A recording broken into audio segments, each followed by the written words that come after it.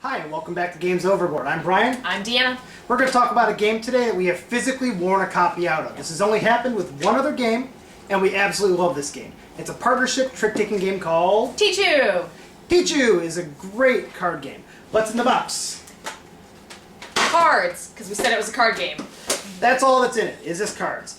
Wow, doesn't sound special, does it? And what's even more non-special about it is it's just like a regular deck of cards. There's 4 suits, there's 2 through ace in every suit. And then there's a couple special cards, but that's about it. So, I mean, you could really play this with a regular deck of cards, but it wouldn't be as fun. So how do you play the game?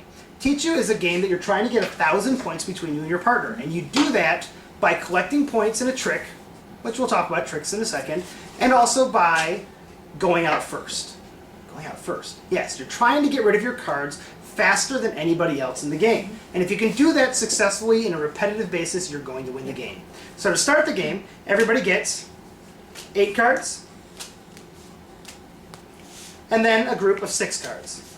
We'll talk about why that's important in a minute, but you get a total of 14 cards. After you look at your first group of cards, and then look at your second group of cards, what's going to happen is now you're going to do a pass. You're going to pass 1 card to each of your opponents and 1 card to your partner. There's a lot of different strategy involved with this, which we're not going to talk about. You'll kind of have to learn that as you go. Different things happen. Depending whether you want to give a strong card to your partner or a weak card to your partner. Generally, you want to give cruddy stuff to your opponents because why would you want to help the people that are trying to beat you?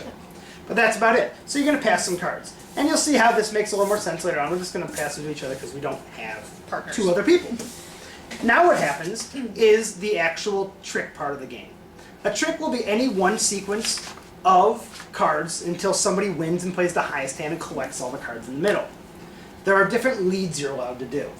Most of them follow the regular poker hands, such as play a single card, well, that's not, but a full house, a straight. There's also pairs that you can put down as well, and a couple other combinations. So whenever you play a card, let's say I play a single card, everybody else in that hand, or that trick, has to now follow what I led. So if I played a single card, Deanna can only play single cards on top of it. She can't play a different combination. And I have to raise.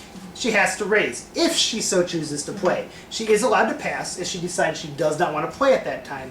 And that's actually a very viable strategy. You can kind of slow play the hand and keep all your best cards until the optimal time to play them. This keeps going until 3 people in a row pass. As soon as 3 people in a row pass, you collect... I collect all the cards that are face up in the middle of the table and put them face down in front of you. These are the cards that are going to be at the end of the game that you're going to, or at the end of the hand that you're going to add up for points. Only certain cards are worth points in this game. There's a 5 that's worth 5 points. a 10 that's worth 10 points. And a king that's worth 10 points as well. These are the only things that are worth points. So those are really what you want to kind of keep track of during the hand. Now, in addition to the normal cards, like in a straight, you can play 5 or more. You can play gigantic straights you'll see come out. There's also consecutive pairs. You can play 2 or more consecutive pairs, where like 3s, 4s, 5s, 6s, 7s, 8s, all as pairs, and you can drop your whole hand at once. So you're going to see some kind of crazy stuff coming out, and that's part of the fun of the game. You never know what someone's going to lead. Some crazy things can happen as you go.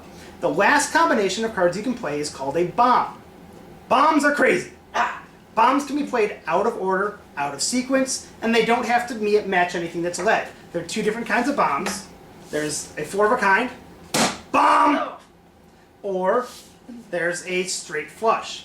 This is the only time with the straight flush of 5 or more cards, I have seen an 8-card straight flush, which is crazy, that the suits actually make a difference. Everything else, ignore the suits, especially when learning to play the game. You don't need to worry about them. Bombs can be played, like I said, out of order. So let's say Deanna has just bombed my pair of 6s, and she's about to take the cards away. Oh wait, I'm going to play a bomb also. Bombs with more cards beat bombs with less cards. So a straight flush beats a 4 of a kind. Then you get all those cards. Really throws a wrench in the works of the game. Makes it crazy, makes things where you thought you had the win guaranteed, and now you don't. Yep. So that's the basic play of the game, and you play until everybody's out of cards. There are a couple special cards in the deck that we talked about earlier. We're going to talk about in depth a little bit more now. This is the Phoenix. It is a wild card. It can be played as any other card. So if you want to play this with another king, it becomes a pair of kings. Or it can be played in place of any other card. So if you have a 1 through 5, but you're missing the 4, it can be played as a 4. It can also be played as a 1/2. So if Brian just put down an ace, or my opponent just put down an ace, I can put this on top of that as an ace and a half. So it gets just that one extra above it to go above it in the other card. So with any combination of cards, it becomes something in that combination. As a single card, it becomes 1/2 of whatever was played on top of. With this, it actually comes negative 25 points. So it is a very powerful card, but you do get the negative points to go with it. Boo! Then, my friend, the dragon. The dragon can only be played as a single card, but it is the highest single card in the game. The phoenix does not beat the dragon. You can't have a 1.5 dragon. This is also worth positive 25 points. Wow, that's awesome. It's great. Except, when you win a hand with the dragon, all of the cards that were won that hand, you have to give to one of your opponents face down. Sounds really bad, but you can win the points back later. We'll talk about that in a second. Next card is the dog.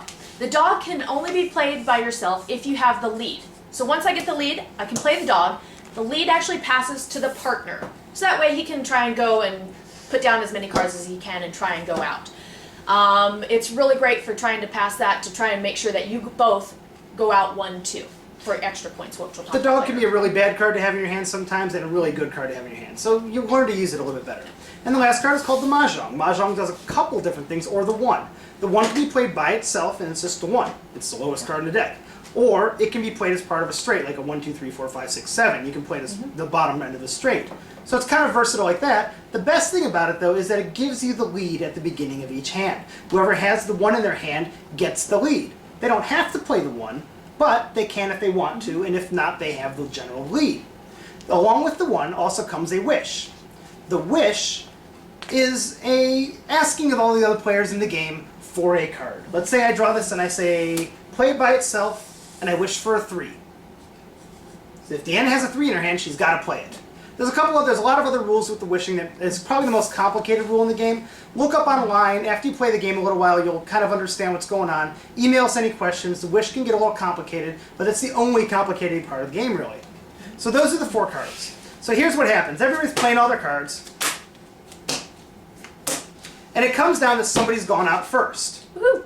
Deanna's going out first, so she's my opponent. Well, I went out last. I still have cards in my hand, and all these people have gotten rid of all their cards. What happens is all the cards I won that turn get passed to the person who went out first. If it's my partner, no problem. We get to keep all those cards and all the points in them. If it's my opponent, that stinks. Any cards that are left in my hand go to my opponents. Whether my partner went out first or not, it still goes to my opponents. So you want to go out first. There's a big advantage because you're going to get to steal some other cards, and going out last really stinks. The only other thing that you have to worry about is letting other people go out first and second. We call it going 1-2. If you go 1-2, you don't even worry about all the cards on the table. Don't count any of the points. None of the 5s, the 10s, the kings, the dragons, the phoenixes. Don't count them all. Whatever team went first and second gets 200 points. So that's huge. There's a total of 100 points in each hand, so you can see how important that is. Well, that's not all there is in the game. We're forgetting one last thing. The name of the game, Tichu. Name of the game is Tichu. We talked about at the beginning how you get a group of 8 and a group of 6. Calling Tichu is likened to calling your shot in baseball. You walk up to the plate and you point over the fence and you say, I'm going. This is your balls out call that you're going to go out first. If you do so, before you pick up that second set of 6 cards, it's called a Grand Tichu. And the Grand Tichu is worth 200 points in addition to regular points, or negative 200 if you don't go out first. The regular Tichu can be called any time before you play your first card during the trick-taking part of the game. So you can slow play it for a long time and go with it. That's worth a positive 100 or a negative 100 if you don't make it. Every hand will probably have a Tichu, multiple people can call it, and that's what makes the game great. You can never be so far behind that you can't come back and win. You can be down 700 points and you still are back in the game because 2 hands with a Tichu and a 1-2 gets you 600 points. And it's first team to 1,000 wins. Great game. We play it all the time. Play it online. Mother-in-law loves it. We love it. We hope you do too.